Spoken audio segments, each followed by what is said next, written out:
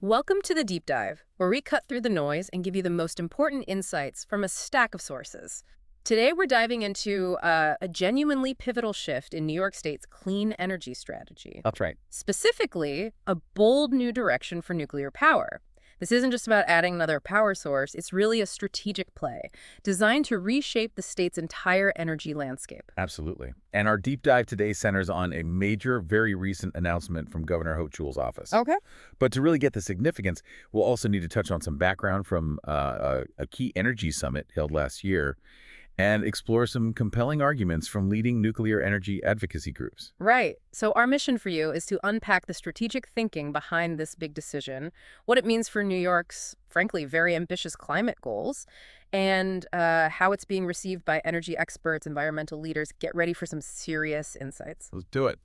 So let's maybe set the stage first for this big news. Last September, New York hosted this significant event, the Future Energy Economy Summit in Syracuse. Now, New York has this incredibly ambitious goal, zero-emission electricity system by 2040. Yeah. How big a deal is that ambition, and what specific hurdles did that summit identify that made these next-generation technologies suddenly seem so critical? Well, that 2040 goal is incredibly ambitious, you're right. It puts New York right at the forefront of climate action. Yeah. And the summit, convened by Governor Hochul, it really hammered home the state's commitment to accelerating that progress. But crucially, it also highlighted the challenges. Okay. They recognized that while building out renewables like wind and solar is absolutely crucial, meeting the state's, increasing energy demand and ensuring grid stability requires more. More than just renewables. Exactly. They identified a critical need for advanced, dispatchable, emissions-free resources. Dispatchable emissions-free resources. Okay, that sounds like a bit of a mouthful. Can you break down what that actually means and why it's so critical for New York's energy future? Yeah, it's key terminology. Basically, they're power sources that can be switched on or off as needed, providing a reliable, consistent flow of electricity. Something that intermittent renewables, like solar and wind, well, they just can't always guarantee on their own, right? Depending on the weather. Right. Sun doesn't always shine, wind doesn't always blow. Precisely. Yeah. So the summit focused on three main things. Keep building the renewable grid, yes, definitely, but also invest heavily in technology research and commercial demonstration of these dispatchable resources. Got it. And third, leverage federal funding opportunities. And as a direct result of those discussions, the state specifically announced they'd be soliciting feedback on a draft Advanced Nuclear Technologies Blueprint. So that was the signal. Nuclear was clearly being considered even back then. It was a very clear signal, yeah, that nuclear had a potential role in this diversified strategy they were mapping out. Okay, that makes perfect sense. So how did the various leaders and organizations at the summit react to this broader strategy, this idea of embracing next-gen clean tech, especially this call for dispatchable resources? Well, there was pretty broad support for what many were calling an all-of-the-above approach to hitting those climate goals. All of the above, okay? Yeah. For instance, Richard Kaufman, he chairs the NYPA board, New York's big energy research authority. He expressed gratitude to industry leaders for their input, supporting the state's commitment to a clean energy transition that will bring the growth of jobs, business, and industry. So a focus on the economic side, too. And I gather this kind of comprehensive approach resonated with labor unions as well. Absolutely. Dennis Affinati, he's the IBEW International Vice President, highlighted his union support for exactly that, this all-of-the-above strategy. Okay. And Kevin O'Brien, president of Boilermakers Local 5, echoed that. He emphasized their commitment to continuing to maintain and support new approaches to New York State's carbon-free nuclear fleet. So existing nuclear fleet support and openness to new approaches. Right. So the message coming out of Syracuse was pretty clear. Hitting zero emissions by 2040, it's going to require a diverse, robust energy portfolio, and exploring advanced nuclear was definitely squarely on the table. Okay, so that summit laid the groundwork, the why. Now let's get to the core announcement. With that mandate for all of the above solutions coming out of Syracuse, what was the concrete, immediate action Governor Hochul has now taken? The big news. Right. This is where it gets really impactful. This is the headline. Governor Hochul has directed the New York Power Authority, NYPA, to develop and construct a zero-emission advanced nuclear power plant in upstate New York by 2040. Oh, okay. This is a huge step. It marks the first new nuclear power construction in New York State in Well, a generation. A generation. That sounds like a monumental shift for New York. What are the specifics, the scale of this project, and what's NYPA's like very first move now? So NYPA, either on its own or potentially in partnership with private companies, will develop at least one new nuclear facility. The target is a combined capacity of at least 1 gigawatt of electricity. 1 gigawatt. Can you put that into perspective for us? How much power is that? Sure, 1 gigawatt, it's roughly enough to power somewhere between 750,000 to maybe a million homes.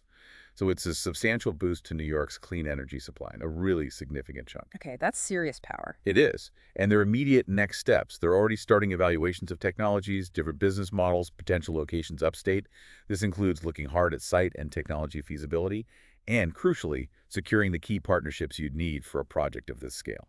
So, how does an advanced nuclear plant, which is designed to provide this baseload power, how does that fit into New York's overall clean energy strategy, especially with the state's strong focus already on renewables like wind and solar?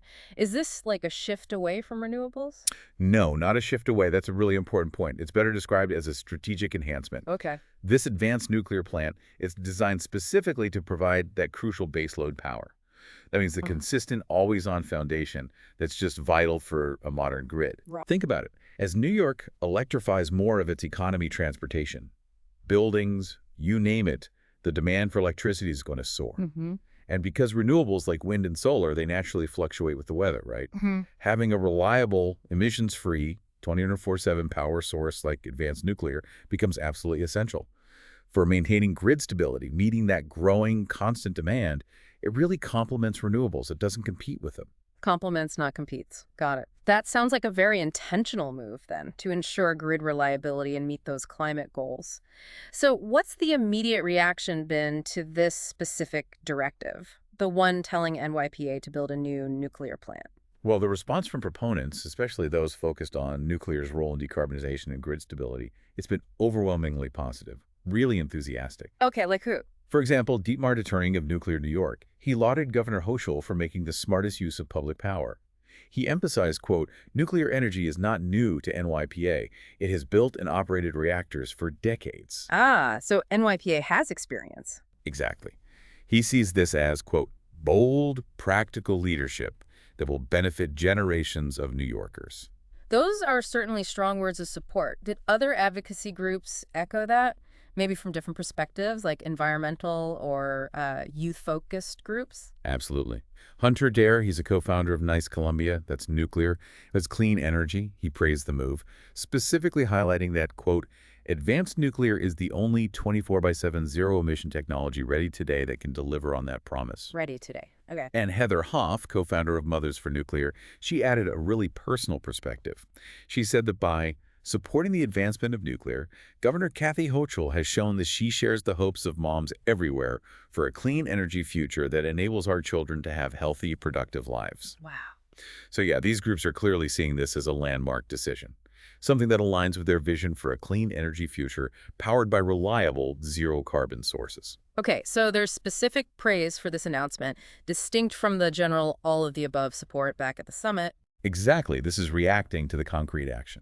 This directive seems to align with the broader philosophy then, almost a nuclear energy renaissance, as one of our sources put it. Why NYPA? Why is a public entity seen as the right organization to lead this? Especially when, the private sector hasn't really been building new nuclear plants lately. Yeah, that's a fascinating angle. The argument for public power in this specific context is really central here.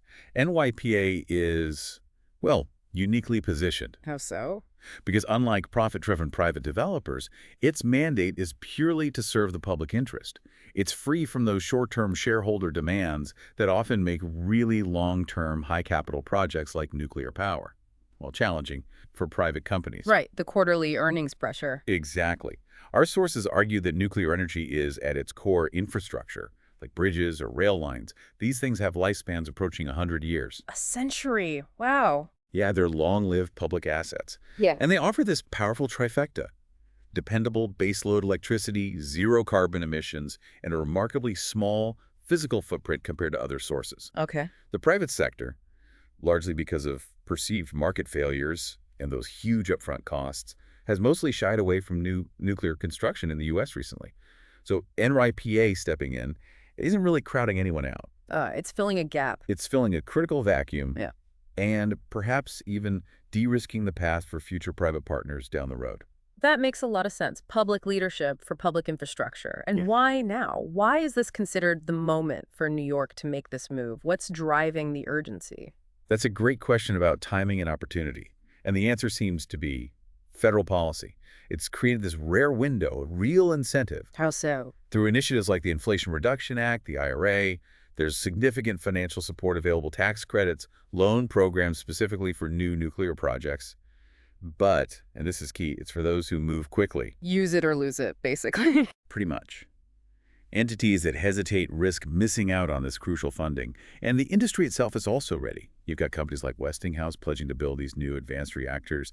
They're smaller, more flexible. Some can even recycle spent fuel or provide high-temperature steam for industrial uses. So the tech is ready, the money is potentially there. Exactly. NYPA will have no shortage of cutting-edge options to choose from, tailored to different needs, timelines, and geographies. It's a confluence of factors. I also found it interesting that one of our sources mentioned a perception gap regarding public support for nuclear. What does that mean, and how does that actually affect policy or political action? Yeah, that's quite insightful. And it's something that has historically kind of stalled progress. According to the latest 2025 National Nuclear Energy Public Opinion Survey by Visconti Research, a pretty striking 72% of Americans actually favor nuclear energy. 72%. That seems high compared to the usual debate. It does, right? Yet this perception gap persists. Many Americans mistakenly believe that most of their neighbors are opposed, even when they themselves support it. So people support it, but think other people don't. Exactly. And the real-world consequence of that, this sort of political timidity, is that it has often prevented policymakers from acting boldly on nuclear, even when the support might be there. Fear of backlash based on a misperception. Precisely. So by taking this decisive stance, Governor Hochul isn't just embracing a technology. She's arguably aligning with what many New Yorkers already quietly support. And maybe, just maybe, giving them permission to speak more openly about it too. Interesting. Overcoming that perception gap through leadership. Okay, so to bring it all together then, New York is making a really bold strategic commitment to advance nuclear energy. They're leveraging the New York Power Authority, NYPA, to build a new 1 gigawatt plant by 2040. This decision, it builds on insights from that Future Energy Economy Summit last year, and it aims to create a resilient, zero-emission electricity grid by complementing renewables with reliable baseload power. Indeed. And this move really highlights New York's sort of institutional advantage with NYPA and its determination to meet those ambitious climate goals while ensuring energy reliability and affordability. It's a testament, really, to the belief that diverse emissions-free technologies are essential for a successful clean energy transition. So what stands out to you about this deep dive? As New York embarks on this pretty significant journey, integrating a 247 baseload technology like advanced nuclear with a grid that's becoming deeply renewable, that's going to present both new challenges and, I imagine, incredible opportunities, right? Precisely. And something for you, the listener, to consider is how this integration might influence the broader global conversation about nuclear's evolving role in a clean energy transition, especially as other regions grapple with very similar energy demands and climate targets. How will New York's experiment play out on the world stage? Food for thought. Thanks for diving deep with us today. We hope this has given you a valuable shortcut to being well informed on this major development. Until next time.